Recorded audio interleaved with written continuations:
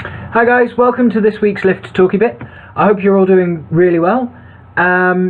So a couple of weeks ago somebody asked me about doing Noah's Ark as a story that they'd heard but they didn't really quite get.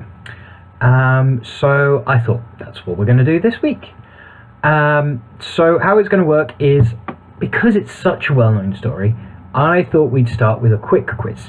Now what I want you guys to do is watch this video, write down the answers to the 9 questions that I'm about to ask you, and if you are watching this before Sunday the 14th of July, you can make a note of all your answers and then you can bring it to Lift on Sunday the 14th of July. If you're watching it after Lift on Sunday, you can either wait until Lou and I come visiting on Thursday next week, or you can just ask us next time you see us, and hopefully we'll have an idea of what's going on. And then I'm just going to follow very quickly with a little bit of a talky bit. So, question number 1. What did Noah build? Question number 1. What did Noah build? Question number 2. What was God going to do to the world? What was God going to do to the world? Question number 3. How old was Noah when the flood came? So question number 3. How old was Noah when the flood came? Question number 4. How many animals went into the ark? Question number 4.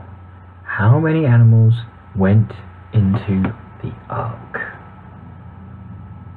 Question number 5. How long did it rain for? Question number 5. How long did it rain for? Question number 6. Does anyone know what else happens in the Bible for 40 days and 40 nights? Does anyone know what else happens in the Bible for 40 days and 40 nights? Question number 7. What type of birds did Noah send out to search for dry land?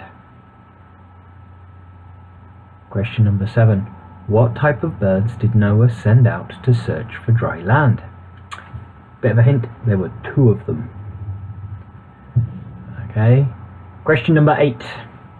What mountain did the ark come to rest on? What mountain or mountains did the ark come to rest on? Question number 9. What sign did God send to Noah to say he wouldn't flood the world again? Last question, question number 9. What sign did God send to Noah to say he wouldn't flood the world again? Okay, now if I've been going through those questions a bit too quickly for you, you can always pause the video, write your answer down, and then carry on. Press play again and carry on, and then pause again and then carry on. Or if you're fine, then you can just run straight through it, and that's all great. Now for the talky bit. The story of Noah can be a bit worrying for us. It's a bit like one of those big Hollywood disaster movies with so much rain that the whole world flooded, and that's horrible. We don't want our nice world destroyed. We don't want to lose our friends or our family like the people did in the story. And that's true. It won't happen like that to us. The people in the story were bad. I mean, they were very, very bad. They were like terrible. Think of the worst people in the world that you can think of. Multiply it by 10, multiply it by 10 again, and that's how bad they were. I mean, they were really, really bad. Then realise that at that time, everyone, and I mean everyone, was like that. Everyone was evil and wicked and selfish and cruel and hurtful. They didn't care for their friends or family. I'm not even sure if, they'd really classify as anybody as friends or family. They were that awful to one another.